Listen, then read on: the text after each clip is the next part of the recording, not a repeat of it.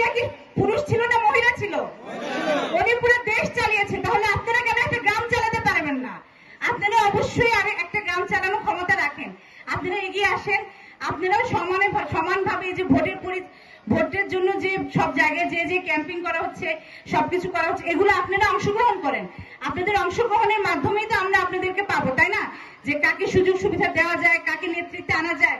আপনারা যদি অংশগ্রহণ না করেন, আমরা তো বুঝতে পারবো না কাকে আমরা নেতৃত্বে আনতে পারি। আজকে আমি যদি এখানে না আসতাম, আপনারা কি আমাকে চিনতেন? তাহলে আপনাদেরকেও তো আসতে হবে, তাহলে আমরা আপনাদেরকে চিনতে পারবো, তাই না? তাহলে আমরা একসাথে ভবিষ্যতে একসাথে কাজ করতে পারবো। তাহলে আপনারা এগিয়ে আসেন। আর আপনাদের যেসব সামাজিক সমস্যা আছে, এই যে আপনাদের রাস্তাঘাটের সমস্যা, আপনাদের বিদ্যুতের সমস্যা, আপনাদের শিক্ষার সমস্যা, নারীদের একটা অনেক বড় সমস্যা যৌতুকের সমস্যা। মেয়েরা, আমি এর আগে একটা অনুষ্ঠানে গিয়েছি, একটা প্রোগ্রামে গিয়েছিলাম, যেখানে আমাকে বলেছে যৌতুকের জন্য মেয়েদের বিয়ে দিতে পারছে না। এই ধরনের কোনো সমস্যা আপনারা সরাসরি আমাদের সাথে যোগাযোগ করেন।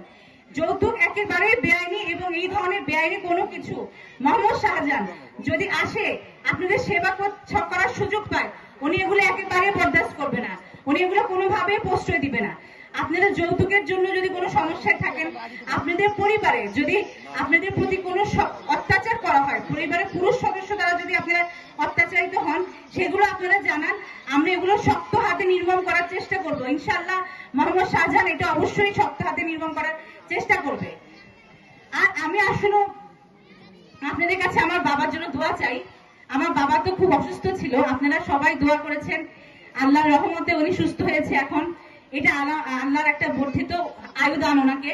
তো উনি মনে প্রাণে বিশ্বাস করে যে এই আয়ুটা হয়েছে শুধু নোয়াখালী মানুষের সেবা করার জন্য। উনি যখন খুবই অসুস্থ অবস্থায় ছিল, তখন উনি লিখে লিখে শুধু আপনাদের খবর নিত, নোয়াখালীর কি অবস্থা, নোয়াখালীর বাসীর কি অবস্থা, এটা নিয়ে উনি চিন্তিত থাকতো। তো আপনারা ওনাকে অবশ্যই সেবা করার সুযোগটা দিবেন। আমি চাই আমার বাবা যতদিন বেঁচে থাকে, যারা আপনাদের মাঝেই থাকে, আপনাদের একজন হয়ে থাকে। উনি আপনাদেরই একজন। উনি কোনো নেতা না, উনি কোনো শাসক না, উনি আপনাদের সেবক।